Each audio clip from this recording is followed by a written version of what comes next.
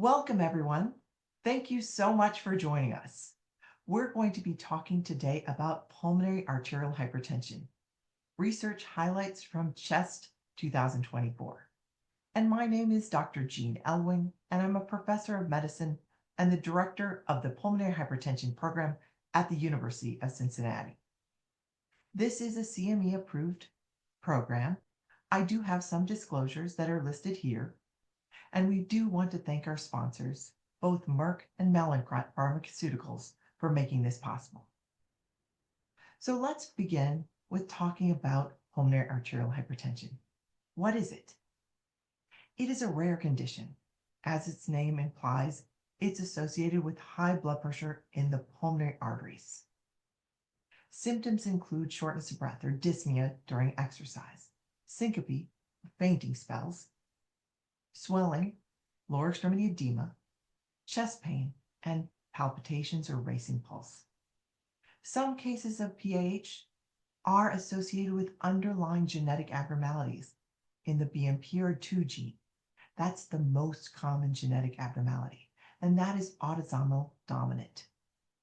Diagnosis is made by a hemodynamic assessment with right heart catheterization, but depends on symptoms, clinical evaluation, and additional testing to really hone in on the diagnosis and the right treatment.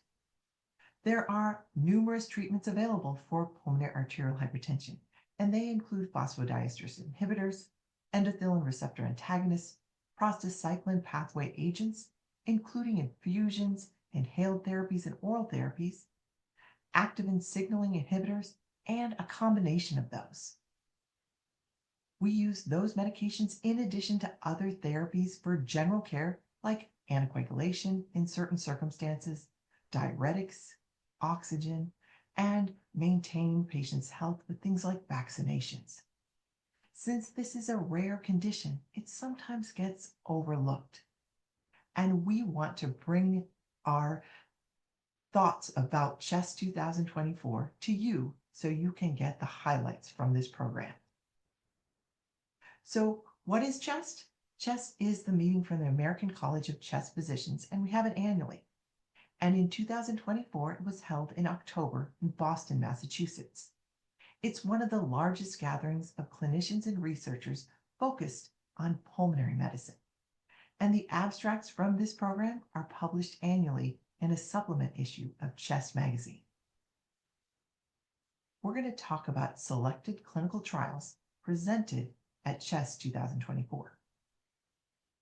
So I want you to take a second and think about, how do you, as a busy person in this very busy world, stay updated on latest clinical trial data? And what strategies do you use to effectively synthesize and apply that information to your clinical practice? Well, I think one thing is to go to meetings, listen to experts speak on topics, see the abstracts, listen to the presentations, and then try to apply that what you're doing at home. But we can't be everywhere all the time. So that's why this may be helpful to you to go through the different presentations and the research projects that were presented at CHEST. One study I think was very important to discuss, and I learned a great deal from this abstract, was the outcomes from the long-term safety and efficacy from the BREEZE study. And as you may recall, the BREEZE study looked at patients with pulmonary arterial hypertension who were receiving inhaled treprostinil nebulized and transitioning them to inhaled treprostinil with a dry powder inhaler. They were given an option to then transition to an extension phase, and this study reported out the results of that extension phase. Of the 51 patients who enrolled in BREEZE, 49 of them opted for that extension phase. And during the time of enrollment, they were able to titrate up on the dose of their inhaled treprostinil, and they found that their inhaled treprostinil with dry powder inhaler was well tolerated with no new unexpected serious adverse events, and they had improvement in their 6-minute walk distance during that time and had very high level of satisfaction with their dry powder inhaler. So something important to know for our patients transitioning to dry powder inhaler and staying on that long term. Another thing I think we really need to spend some time thinking about and talking about is real world data and real world evidence and how we can use that information in our patient care. So Dr. Sakdar and colleagues looked at a very difficult situation of hypotensive patients with pulmonary arterial hypertension who are hospitalized and they need to increase their pulmonary hypertension medications. We know that PAH is a progressive disease and it results in right heart failure. And with right heart failure, you develop low blood pressure occasionally.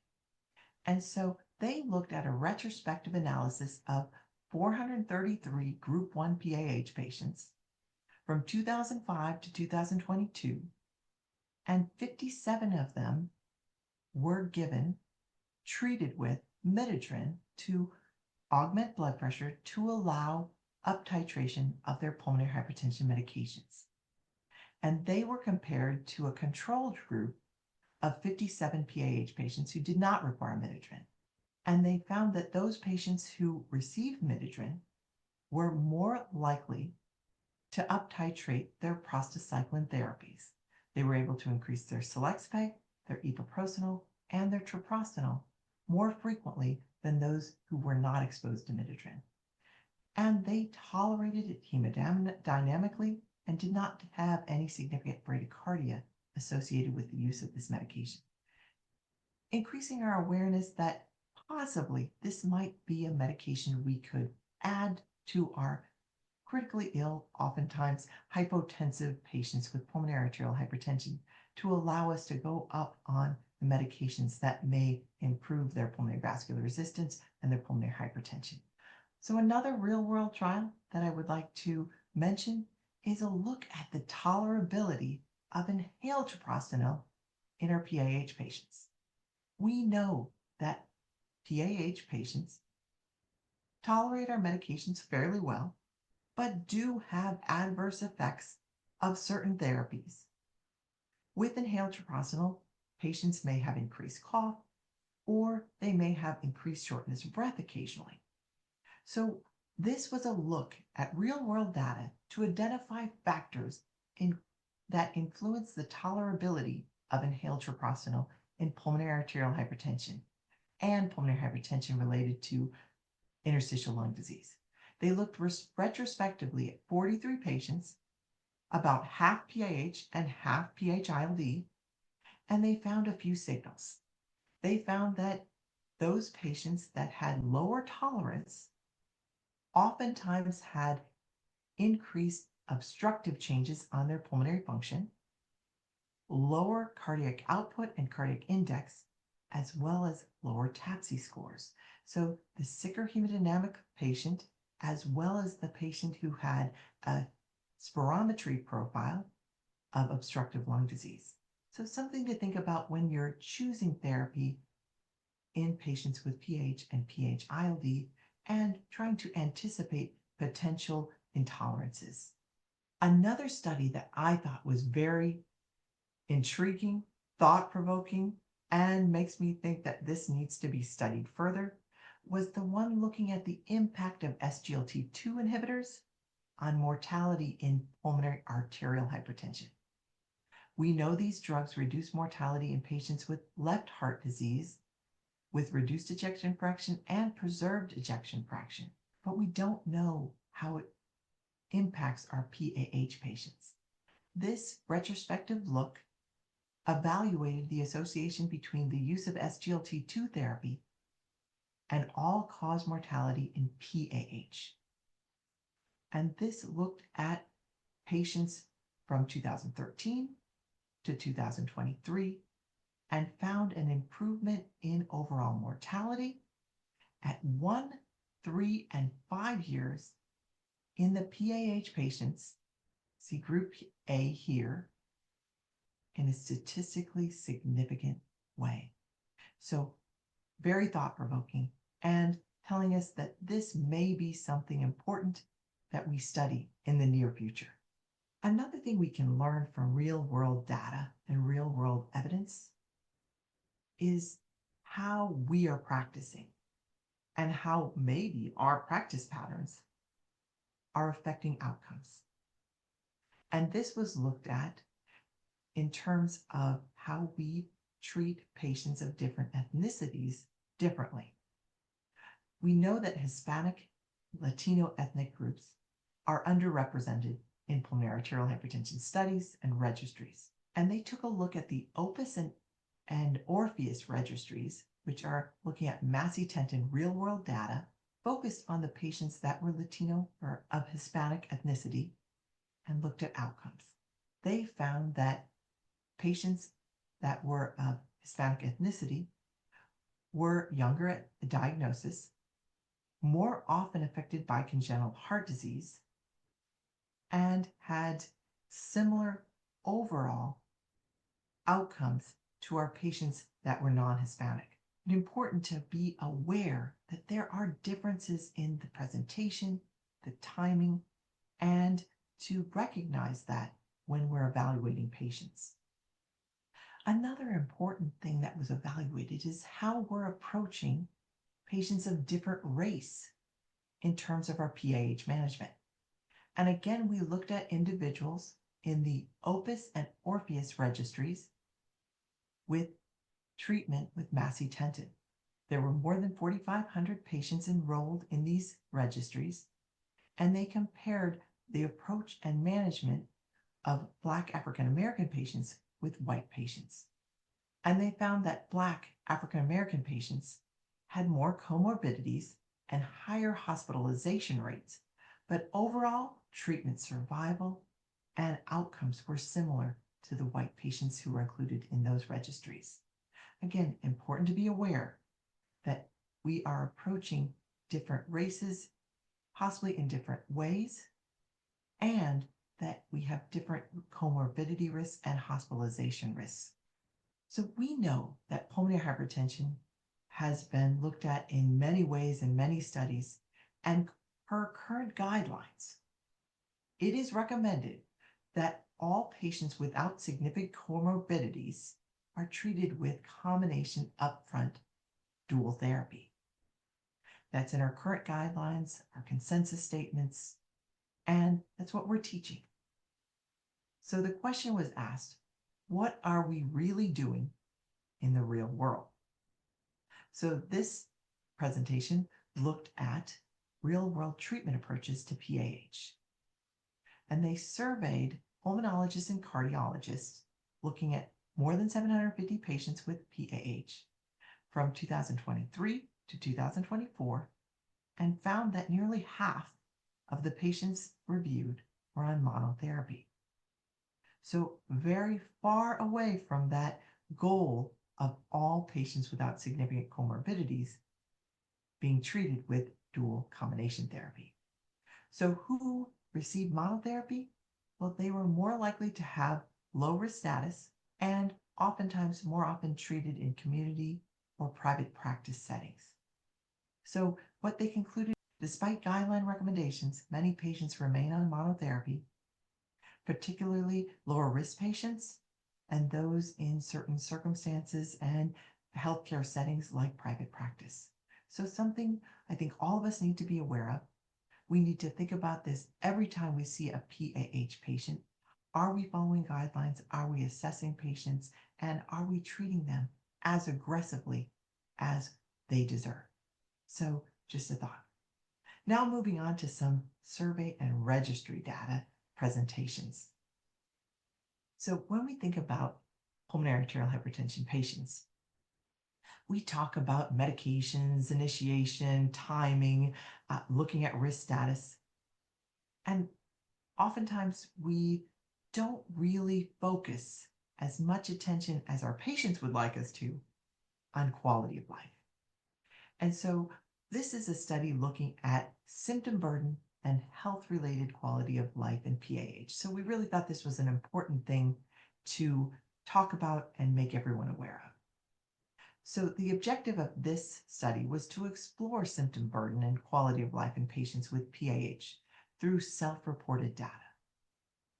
we don't know how patients experience things day to day. So we really need to learn it from them. So online survey data was conducted among 200 US PAH patients recruited through the Pulmonary Hypertension Association. And they found that patients are symptomatic and have impaired quality of life.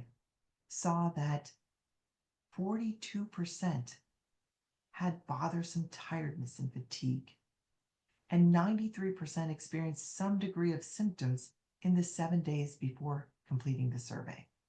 So this just highlighted the impact of PAH on the everyday life of our patients and making us more aware that we should ask about this, possibly use these quality of life tools in our everyday clinical care so we can track and hopefully target some of those symptoms to improve patients' daily life. And another very important topic, and one related to quality of life also, is one about transitioning medications and trying to find the medication that is most comfortable and most effective for our patients. And in the SPHERE registry, looking at our patients on Selexipag, they evaluated patients who were in that registry who previously were on other forms of prostacyclins. And that registry spanned from 2016 to 2021, looking at more than 750 patients across the US. And they found that patients who were previously on other forms of prostacyclins were able to transition safely to Selexipag with an 89% 18-month survival rate, with stable symptoms in more than 60% of them and improved in 21%, and only less than 10% having adverse events leading to discontinuation of Selexipag, making us aware that our patients who are on other forms of prostacyclins who may not be tolerating one or another symptom or side effect associated with that form of prostacyclin may be a candidate to transition to Selexipag in selected patients. So in addition to the things we talked about in terms of quality of life, we know patients come to us with other comorbidities. And we talk a lot about cardiac comorbidities, we talk about renal insufficiency. We probably do not talk enough about mental health comorbidities and how this may impact patients' experience with pulmonary hypertension or may change how patients are treated. So they again looked at the SPHERE registry, that registry looking at patients exposed to Selexipag, more than 750 across the US, and they looked at the differences in patients with reported mental health comorbidities and those without. And they found that a lower number of patients with mental health comorbidities did have exposure to that combination of endothelin receptor antagonist and PDE5 therapy. But overall, in general, the approach to those patients was similar to those without mental health comorbidities. So something to be aware of, that a large number of the patients we see and we care for, more than a third, will have mental health comorbidities. These should not be ignored. Patients need support for these. But we can, based on the SPHERE registry data, manage them in similar fashion as those without mental health comorbidities. But we need to be sensitive to specific needs of that patient population. So let's move on to other comorbidities and some complicated case presentations that made us think about how we manage our patients and step back for a second to make sure that we are doing everything we can to address patients' needs in the way that would best fit them. So something I want you to think about before we go on. What are the most common comorbidities observed in your PAH patients? And what strategies do you use to assess and address those issues effectively? One study that I would like to mention, which was completed by my partner, Dr. Arun Jose, and a multi-center group, was looking at cardiopulmonary hemodynamics and outcomes in pulmonary hypertension post-kidney transplant. The objective of this was to look at pulmonary hemodynamics and see what was associated with those adverse outcomes after kidney transplant. They looked at patients who had received an evaluation for kidney transplant and underwent transplant who had had a right heart catheterization within that 1 year prior to transplant. And they found that the vast majority of these patients had elevated pulmonary pressures, with 79% of them having mean pulmonary pressures greater than 20, so meeting that criteria for pulmonary hypertension. More than 20% of them had post-transplant mortality. A fourth had graft dysfunction. A third had major adverse cardiovascular events. And the major predictor of those adverse events was an elevated pulmonary pressure with a mean pressure of 30 or greater. Another factor that was associated with worse outcomes was elevated cardiac output.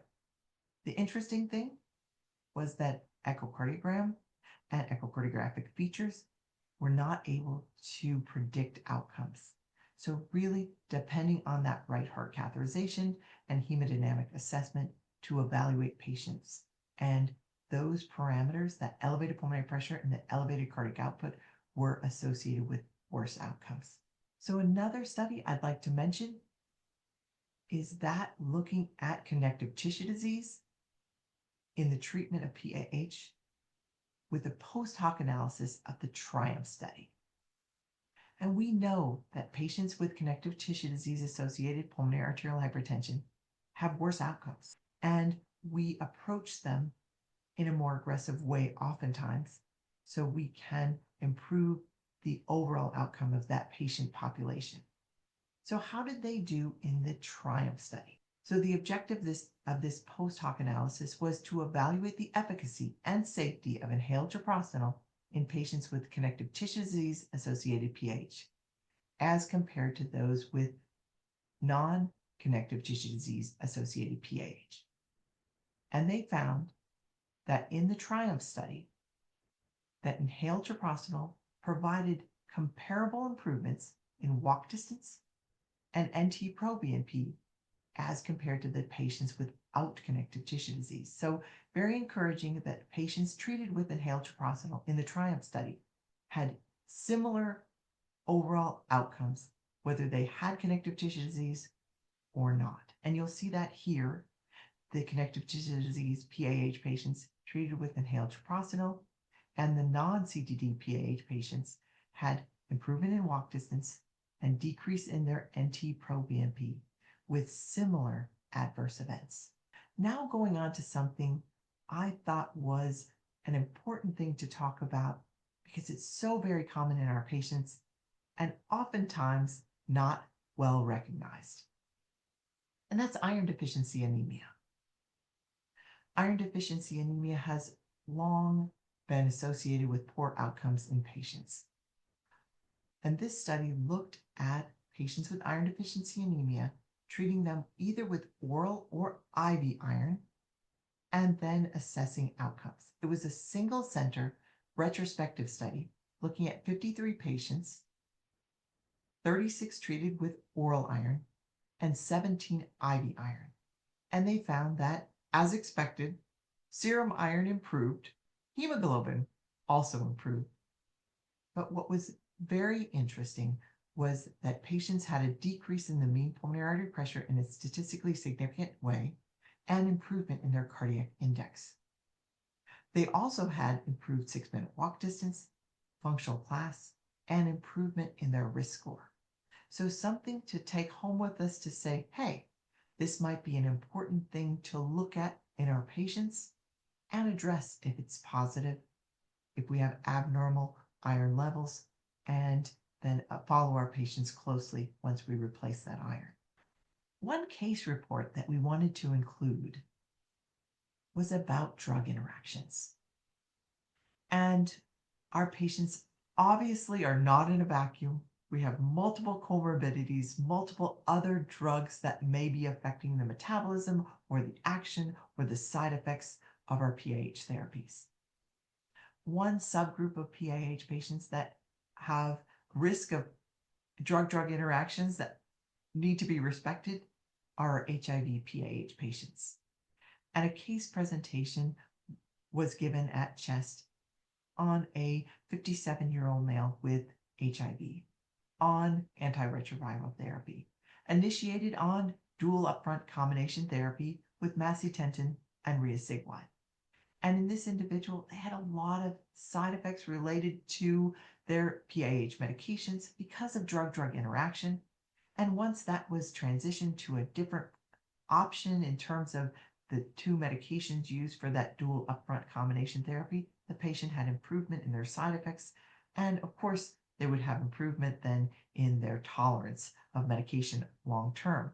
Just making us more aware of the fact that we need to take a step back, look at what our patient needs in terms of all of the comorbidities and the medical therapies, and make sure our PAH therapy fits as best as we can in line with the other therapies so we can have the least side effects, best efficacy of the drugs we choose. Another interesting presentation and something we always talk about and encounter is outcomes with efficacy of parenteral vasodilators treating pulmonary hypertension, right heart failure. When we have patients with advanced disease and we feel elevated wedge pressures likely related to that dilated, distended, fluid and pressure overloaded right ventricle. And is it safe to proceed with prostacyclin therapy? And so this was a look at 5 patients retrospectively with elevated wedge pressures in that 20 range, but significantly elevated pulmonary vascular resistance greater than 10, and if they could safely administer parenteral prostacyclins in that patient population. And they found that parenteral prostacyclin therapy improved right ventricular function in this patient population, reduced wedge as they treated that group of patients over time. And we can see here the mean pulmonary pressures were elevated more than a mean of 50. Pulmonary vascular resistance was significantly elevated above 11. Cardiac index was low. TAPSE was reduced. And echo estimated pulmonary pressures, RVSP, was elevated. And those patients, as I mentioned, had an average wedge at the time of diagnosis of 20. And over time, in this study, that patient population could be safely and effectively treated with parenteral prostacyclins. Now changing gears a little bit to talking about how a new comorbidity may affect the outcomes of a PAH patient. Looking at the impact of having a diagnosis of PAH on outcomes in first myocardial infarction. Looking at first ST elevation MI, non-ST elevation MI, and overall myocardial infarctions. This was to assess the impact of first event on PAH patients, looking retrospectively using the National Inpatient Sample Database from 2016 to 2020. And they found that PAH was associated with higher mortality, longer hospital stays, greater cost, and increased need for interventions for that first myocardial infarction. We know that our patients with pulmonary arterial hypertension are more sensitive to any change in their status, surgery, infection, hospitalization, and this analysis also showed us that myocardial infarction had a greater impact on the PAH patient than that overall general patient without pulmonary arterial hypertension. So the last thing I'd like to mention is something we've been working on, especially since the beginning of the pandemic. How do we help our assessment of patients through the patient's evaluation of how they're doing? And this is looking at the pulmonary hypertension Functional Classification Self-Report, the PAH-FCSR. And is it valid? Is it a helpful tool? And can we use it to complement our current care? This was a non-interventional observational study using the patient assessment and the clinician reported data at the Cleveland Clinic and the Mayo Clinic to see how well these two evaluations correlated and if this could be something useful for our patients. And it was found that the PHFCSR demonstrated strong construct validity, aligning closely with the functional class per the provider, while offering unique insights into how the patient felt and their perspective of their PAH severity. So something we could easily add to our current evaluation to increase our understanding of how the patient feels they're doing, and also correlates well with how we assess patients when we evaluate our pulmonary hypertension patients in follow-up. Now I'd like to leave you with some clinical pearls. And I hope that the studies and analyses we went through over the last 30 minutes are helpful in terms of your care of pulmonary hypertension and a better understanding of the complexities of this rare disease. So in summary, we talked about how inhaled treprostinil in the dry powder form can be safe and effective and tolerated long-term in our PAH patients. We also reviewed a study about midodrine and that it was well tolerated and safe and could be used to facilitate PAH medication increases in hospitalized patients. We talked about how there are certain patient populations that may have more difficulty with tolerating inhaled treprostinil, and that may include patients with obstructive changes on spirometry. We reviewed some data on SGLT2 therapy and its impact to reduce mortality in PAH patients in a real-world evidence study. We looked at race and ethnicity and how it affected patient experience and treatment patterns in the Hispanic Latino population and Black African American patient. And we found that even though there are some differences in those populations and comorbidities, it seems that treatment safety and efficacy were similar. And we talked about recent guidelines recommending upfront combination therapy for all of our patients with PAH. We found that based on real-world data, there's a significant number of our patients who are receiving monotherapy, and those patients oftentimes are of lower risk and in community-based practices. We also talked about quality of life, very important, and that our patients have significant impairment of their health-related quality of life and frequently have symptoms that impact their daily functioning. We talked about things that look at how we're transitioning medications and the SPHERE study, and talked about how we could transition patients safely from other forms of prostacyclins to selexipag with stable or improved symptoms over an 18-month period. We talked about medical comorbidities, but also mental health comorbidities, and we found that despite this frequent existence of mental health comorbidities in our PAH patients, they receive similar PAH-specific treatment and have similar outcomes. We reviewed some of the high-risk subgroups of PAH, and we looked at connective tissue disease patients in a cohort from the TRIUMPH study and found that those patients with connective tissue disease had similar positive response to inhaled treprostinil as those without connective tissue disease in terms of their walk distance and their NT-proBNP. We talked about iron deficiency, very common problem, and that we can replace iron with improvement in iron stores as well as anemia, but also a positive impact on cardiac indices and functional outcomes in our patients with PAH.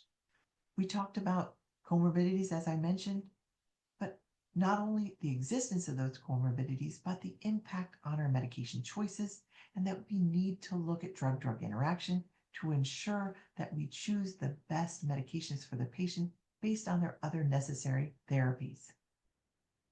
We talked about that high-risk patient who has severe right ventricular dilation, pressure and volume overload, that has an elevated wedge, but still that very high pulmonary vascular resistance, and that they were able to be safely treated with parenteral prostacyclins with improvement in that wedge pressure over time and improvement in the right ventricular function.